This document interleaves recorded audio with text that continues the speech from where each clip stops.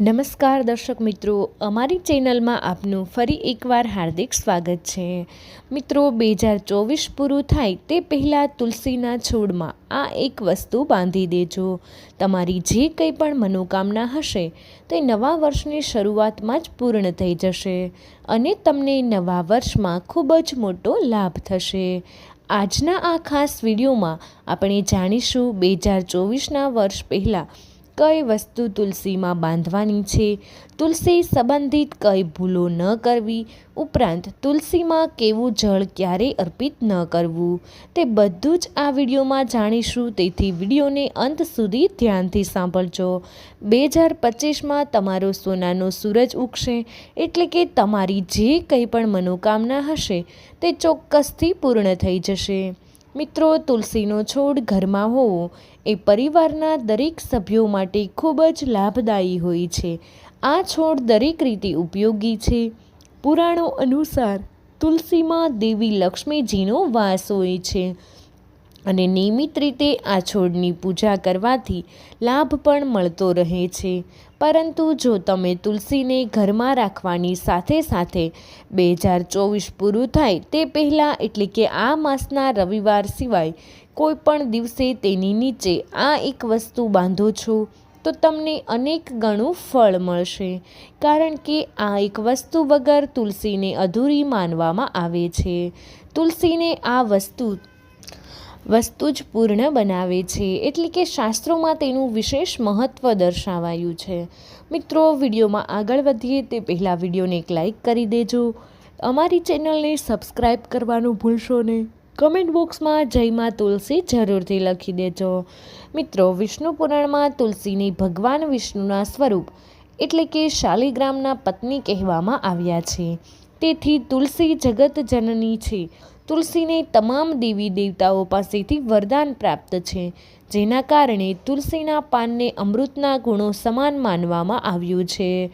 મિત્રો, જ્યાં તુલસીનો છોડ હોય છે ત્યાં ભગવાન બ્રહ્મા, વિષ્ણુ અને મહેશ આ ત્રિવેદનો નિવાસ હોય છે.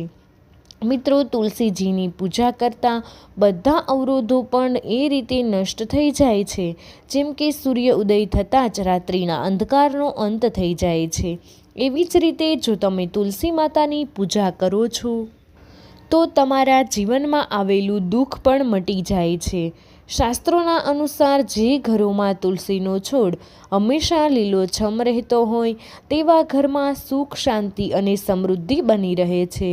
ભગવાન વિષ્ણુની પૂજા કરવામાં આવે છે, તેમને જળ ચડાવવામાં આવે છે. તુલસીના પાન અતિ આવશ્યક છે. આ રીતે દરેક ઘરમાં તુલસીનો છોડ અવશ્ય હોવો જ જોઈએ. મિત્રો, જો તમારા ઘરમાં તુલસી છે તો સુખ, શાંતિ અને સમૃદ્ધિ માટે 2024 પૂર્ણ થાય તે પહેલાં તુલસી માતાને ચૂંદડી અવશ્ય અર્પણ કરવી જોઈએ. મિત્રો, ઘણીવાર લોકો ઘરે તુલસીનો છોડ તો ઉગાડે છે, પરંતુ તેનાથી આ ભૂલ થઈ જતી હોય છે. તેઓ તુલસી માતાને ચૂંદડી નથી અર્પણ કરતા, જેના કારણે તેમને તુલસીનો છોડ લગાવવાનું શુભ ફળ મળતું નથી. મિત્રો, હંમેશા ધ્યાનમાં રાખો કે તુલસીનો છોડ ચૂંદડી વિના અધૂરો માનવામાં આવે છે. તુલસી માત્ર એક છોડ નથી, પરંતુ તે દેવી છે, ભગવાન વિષ્ણુની પત્ની છે. આપણે તેને પોતાની માતા માનીએ છીએ. તેથી તુલસીને અવશ્ય ચૂંદડી અર્પણ કરવી જોઈએ. મિત્રો, જો તમે હજુ સુધી તુલસીને ચૂંદડી અર્પણ નથી કરી તો આ માસના અંત પહેલાં તે કાર્ય કરવું ખૂબ જ શુભ રહેશે. આમ કરવાથી પતિ પત્ની વચ્ચે પ્રેમ અને વિશ્વાસ વધે છે. ઘરમાં રહેતી મહિલાઓ હંમેશા સુહાગન અને સૌભાગ્યશાળી રહે છે. પરંતુ જ્યારે તુલસીને ચૂંદડી અર્પણ કરો ત્યારે ધ્યાનમાં રાખવું જોઈએ કે તમે તુલસી પર લીલી, પીળી અથવા નીલા રંગની ચૂંદડી ચડાવી શકો છો, પરંતુ ઘણા લોકો જૂની ફાટી ગયેલી ચૂંદડી તુલસી પર બાંધી દે છે. આવું કરવું પણ અશુભ છે. તુલસી પર નવી ચૂંદડી જ બાંધવી જોઈએ. તુલસી પર ચૂંદડી બાંધવા માટે કોઈ પણ દિવસ શુભ છે. તેમાં તમે એકાદશીનો દિવસ શ્રેષ્ઠ માનવામાં આવે છે. જો તમે આ દિવસે નવી ચૂંદડી લાવીને તુલસીના છોડમાં બાંધશો તો તમને તેનો વિશેષ લાભ મળશે. મિત્રો, કેટલાય લોકો અજાણમાં તુલસીની નજીક એવી વસ્તુ રાખે છે જેના કારણે તુલસીનું અપમાન થાય છે. તેથી તે વસ્તુઓને વર્ષ 2024 પૂરું થાય તે પહેલાં દૂર કરી દેવું જોઈએ. અને અમુક શુભ વસ્તુઓ વિશે પણ જાણીએ જે તુલસી પાસે અવશ્ય રાખવી જ જોઈએ. મિત્રો, શાસ્ત્રોમાં કેળાના છોડનું વિશેષ મહત્ત્વ બતાવવામાં આવ્યું છે. જો તમે તુલસીની નજીક કેળાનું વૃક્ષ ઉગાડો છો તો તમને ઘણો લાભ પ્રાપ્ત થાય છે. કેળાના વૃક્ષમાં ભગવાન વિષ્ણુનો વાસ હોય છે. તેને તુલસીની નજીક રાખવાથી ઘરમાં સુખ અને સમૃદ્ધિ આવે છે. સાથે જ જ્યાં ભગવાન વિષ્ણુનો વાસ હોય છે ત્યાં લક્ષ્મી આપોઆપ આવી જાય છે. તમારે તુલસીના છોડમાં શાલિગ્રામ પણ જરૂર રાખવો જોઈએ. શાલિગ્રામ ભગવાન વિષ્ણુનું નિરંકાર સ્વરૂપ માનવામાં આવે છે. આ કાળા રંગના પથ્થરને અદ્ભુત અને મૂલ્યવાન માનવામાં આવે છે. જો આ પથ્થરને તુલસીના ક્યારામાં રાખશો તો તમારા ઘરમાં તમામ નકારાત્મક ઉર્જા નષ્ટ થઈ જશે. એવું માનવામાં આવે છે કે શાલિગ્રામમાં અલ્પ માત્રામાં સુવર્ણ પણ હોય છે.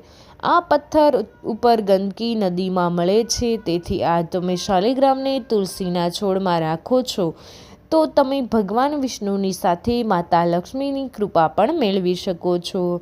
તમારા ઘરમાં ક્યારેય ધન અને અનાજની કમી નહીં રહે.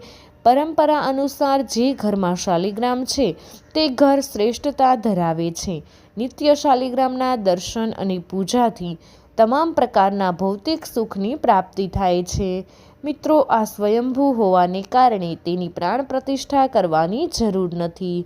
જો તમે તુલસીજીના નજીક રાખીને તેની પૂજા કરો છો તો તમને ધન અને પૈસા સંબંધિત કોઈ પણ સમસ્યા નહીં આવે. મિત્રો, તે ઉપરાંત વિષ્ણુ પુરાણમાં જણાવાયું છે કે કોઈ પણ વ્યક્તિના મૃત્યુના સમયે શાલિગ્રામના ચરણોમાંથી લીધેલું અમૃતનું જળ તે વ્યક્તિને પીવડાવવામાં આવે તો તે તમામ સમસ્યામાંથી મુક્તિ મેળવે છે.